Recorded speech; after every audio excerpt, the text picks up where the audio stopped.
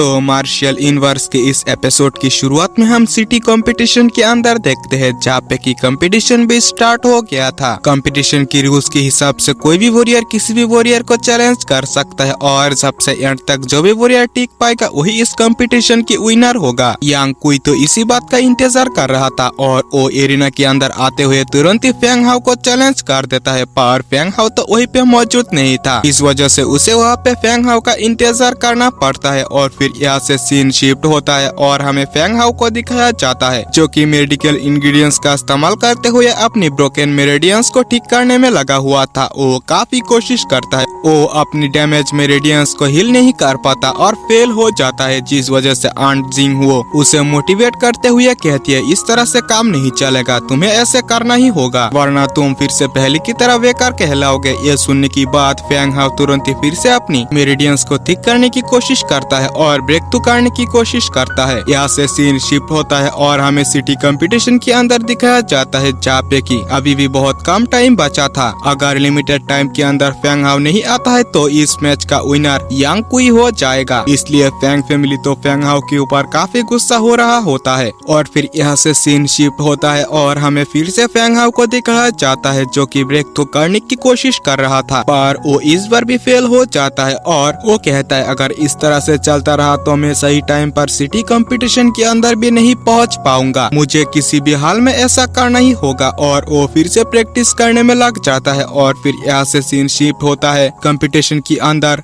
लगभग थोड़ी ही टाइम बचा हुआ था और कंपटीशन की रेफरी भी यांग कुई को विनर अनाउंस करने ही वाला था, पर तभी वही पे फेंग हाउ भी पहुंच जाता है और कहता है, मैंने अभी भी हार नहीं माना, मैं इस फाइट को करना चाहता हूँ, जिससे इस चैलेंज को यांग कुई भी मानने के लिए रेडी हो गया था। और फिर हम फेंग हाउ के यहाँ पे पहुँचने से पहले देखते हैं, जहाँ पे कि वो अपनी कड़ी कोशिश कर रहा था और कोशिश के बाद वो ब्रेक थ्रू करने पे भी कामयाब हो जाता है, इस वजह से वो यहाँ तक पहुँच पाया। आंट जिंग हुओ कहती है, इसकी वजह से तुम मुझे सूअर की मीट खिलाना तो बोलना ही मत, क्योंकि मेरी वजह से आज यहाँ पे ब्रेक थ्रू कर पाए। और फिर यांग कुई और फेंग हाउ के अंदर फाइट भी स्टार्ट हो जाता है, जहाँ पे की पहले फाइट में दोनों ही एक दूसरे को बराबरी की टक्कर देने लगता है, पर फेंग हाउ जैसे ही अपनी थोड़ी सी ज्यादा पावर्स का इस्तेमाल करता है, यांग कुई तो तुरंत ही पीछे हो गया था, जिससे यांग कुई फेंग हाउ को हराने के लिए तुरंत ही अपनी एक मार्शल आर्ट टेक्निक से उसके ऊपर हमला कर देता है, जिससे फेंग हाउ बचने के लिए यूज करता है अपनी टाइगर केव टेक्निक को। फेंग हाउ यांग कुई को काफी इजीली हरा दिया होता है और सभी फैमिली को इस फाइट को देखकर एकदम से चौंकना पड़ता है, क्योंकि फेंग हाउ यांग कुई को कैसे हरा सकता है, क्योंकि कुछ ही महीने पहले उसकी तो कल्टीवेशन भी अवेकन नहीं हुआ था। पर तभी यांग का हार न मानते हुए वो अपनी यंग जनरेशन के अंदर वहाँ पे मौजूद सभी पावरफुल डिसाइपल को चैलेंज कर देता है, जो कि हु फैमिली की यंग मास्टर था, जिससे वहाँ पे मौजूद फेंग फैमिली की डिसाइपल भी काफी ज्यादा शॉक हो जाते हैं। इसी के साथ साथ एल्डर भी, क्योंकि फेंग हाउ शायद भी हु किन को हरा पाता।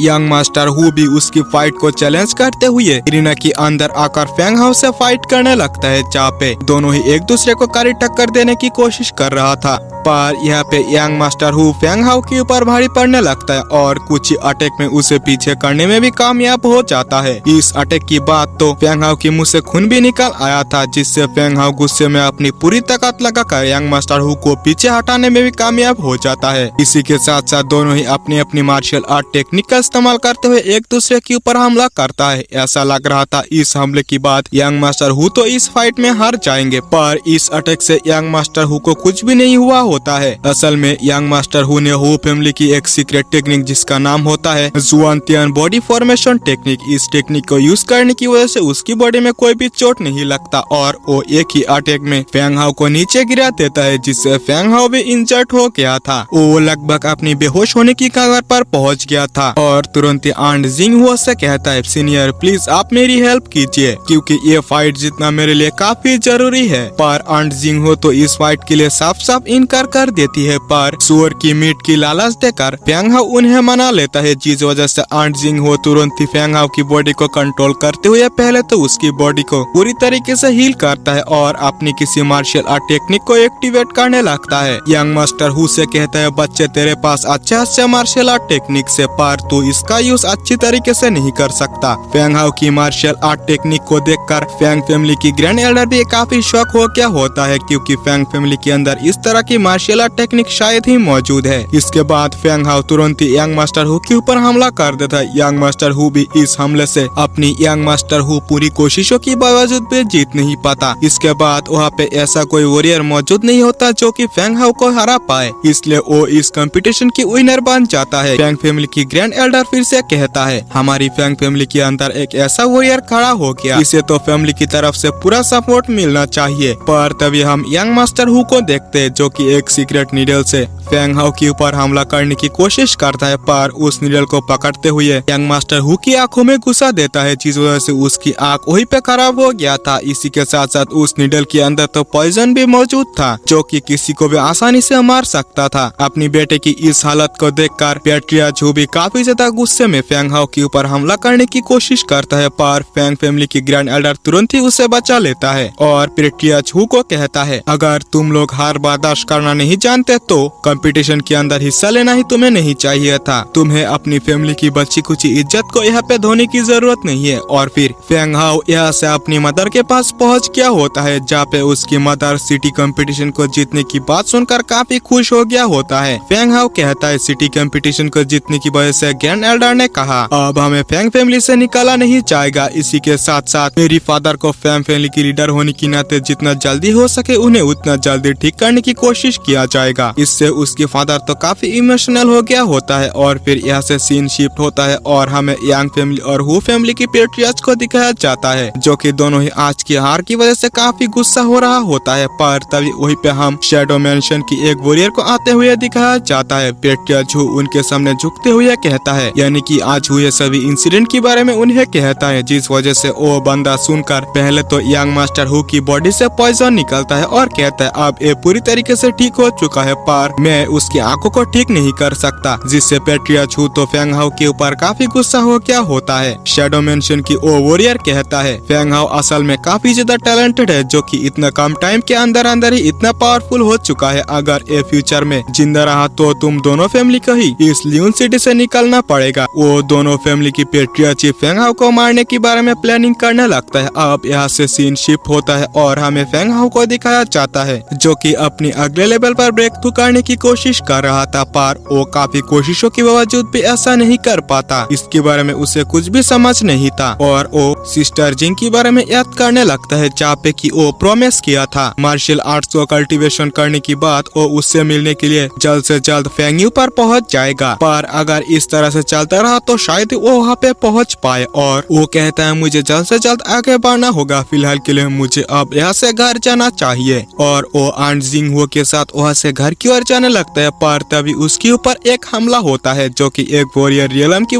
फाइटर ने किया था। इसका अंदाजा फेंग हाउ को भी हो गया होता है कि इसे चाहकर भी वो हरा नहीं सकता। फेंग हाउ को बस यहाँ से कैसे भी हो बचकर भागने की जरूरत है। वो उस वॉरियर के साथ फाइट करते हुए काफी कोशिश करता है वहाँ से भागने की, पर उसकी हर एक कोशिश नाकामयाब होते जा रहा था। और वो वॉरियर फेंग हाउ को काफी बुरी तरीके से पीटने लगता है। जब फेंग हाउ देखता है कि उसके पास और कोई रास्ता मौजूद नहीं है, इसी के साथ साथ उसके पीछे से एक काफी बड़ा तूफान आ रहा होता है, जो कि काफी ज्यादा कोल्ड होता है। इसके अंदर अगर फेंग हाउ आ जाता है तो उसकी मौत भी निश्चित है। वो भी सोचता है अगर मैं यहाँ से बचने की कोशिश करूँ तो ये वॉरियर मुझे तुरंत ही मार डालेगा, क्यों ना इस तूफान की ओर ही जाया जाए, या पता लकीली में यहाँ से बचने में कामयाब हो जाए। और वो ऐसा ही करता है। जहाँ पे ये देखते ही वो फाइटर भी कहता है ये खुद ही मारने की कोशिश कर रहा है, चलो मेरा काम और भी आसान हो गया। और वो वहाँ से चला जाता है। यहाँ से सीन शिफ्ट होता है और हमें पेट्रियाच हु को दिखाया जाता है, जो कि फेंग हाउ को मारने के लिए उसी ने ही बंदे भेजे थे। फेंग हाउ की मारने की बात सुनकर वो काफी खुश हो गया होता है। इसके बाद शैडो मेंशन की वो वॉरियर फिर से कहता है अब तो फेंग हाउ मार चुका है, अब तुम्हें बस फेंग फैमिली को हराने की जरूरत है, जिससे तुम्हारा काम और भी आसान हो जाएगा। मैं तुम्हारी मदद जरूर से करूंगा। यहाँ से सीन शिफ्ट होता है और हमें फेंग हाउ को दिखाया जाता है, जो कि बेहोश हालत में पड़ा था। असल में उसने जो मेडिकल इंग्रेडिएंट्स एब्जॉर्ब किया था उसी वजह से इस तूफान के अंदर से वो बच गया होता है। पहले तो आंट जिंग ही वो उसे एक थप्पड़ लगाकर होश में लाती है। आसपास देखते हुए फेंग हाउ कहता है अरे नहीं, मैं तो पैराडाइज वैली में पहुंच चुका हूँ, जो कि काफी खतरनाक जगह है और यहाँ पे काफी पावरफुल बीस्ट भी रहते हैं। खतरे के नाम नाम नहीं लिया कि खतरा हाजिर। असल में फेंग हाओ के साथ भी ऐसा होता है क्योंकि उसके ऊपर एक काफी पावरफुल बेयर बीस्ट ने हमला कर दिया होता है जो कि यंग मास्टर हु से भी ज्यादा पावरफुल था। और वो बीस्ट फेंग हाओ को काफी अच्छी तरीके से धोने लगता है ताकि वो पूरी तरीके से साफ हो जाए। इस तरह से पीटने के बाद फेंग हाओ की बॉडी में जरा से भी एनर्जी नहीं बचा ताकि वो उस बीस्ट को हरा पाए। एंड जिंग हुआ भी कहती है तुम चाहो तो मैं तुम्हारी मदद कर सकती हूँ, पर फेंग हाओ रोकते हुए कहता है मैं हर बार ऐसे ही तुम्हारी मदद नहीं ले सकता, मुझे खुद से ही करना होगा। और वो अपनी फादर के बारे में याद करते हुए कहता है मेरी फादर काफी बीमार हो चुका है, मुझे उन्हें ठीक करना ही होगा और इसी के साथ साथ मेरी मदर भी मेरी इंतजार कर रहे होंगे, इस वजह से मुझे यहाँ पे उठना ही होगा। और फिर हम फेंग हाओ को देखते हैं जो कि उस बीस्ट की अटैक को रोक लिया होता है क्योंकि वो असल में इस लेवल से नेक्स्ट लेवल के अंदर ब्रेक थ्रू कर चुका होता है। इस पावर के साथ ये बीस्ट उसके लिए कोई बड़ी बात नहीं था और वो काफी इजीली उस बीस्ट को हराने लगता है, जिससे पीट पीट कर उस बीस्ट का हालत तो काफी ज्यादा खराब कर दिया था। इसके बाद वो वहीं पे बैठ के कल्टीवेशन करने लगता है। खत्म होने की बात आंट जिंग हुआ से कहता है असल में मैं यहाँ पे और कुछ देर रहना चाहता हूँ जब तक कि मैं वॉरियर रियलम तक पहुँच ना जाऊँ। ये सुनने की बात आंट जिंग हुआ कहती है यहाँ की बीस्ट काफी ज्यादा पावरफुल होते हैं, तुम यहाँ पे मारने की इंतजार करो। पर तभी फेंग हाओ उनसे एक और टेक्निक के लिए रिक्वेस्ट करने लगता है जहाँ पे की काफी रिक्वेस्ट के बाद इसी के साथ साथ मीट की लालच देकर आंट जिंग हुआ को मना लेता है, जिससे आंट जिंग हुआ थंडर फिस्ट नाम की एक टेक्निक उसे सिखाने लगती है। असल में ये टेक्निक भी काफी ज्यादा पावरफुल था, जिससे कुछ ही देर प्रैक्टिस करने के बाद फेंग हाओ तो इस टेक्निक को सीख लेता है और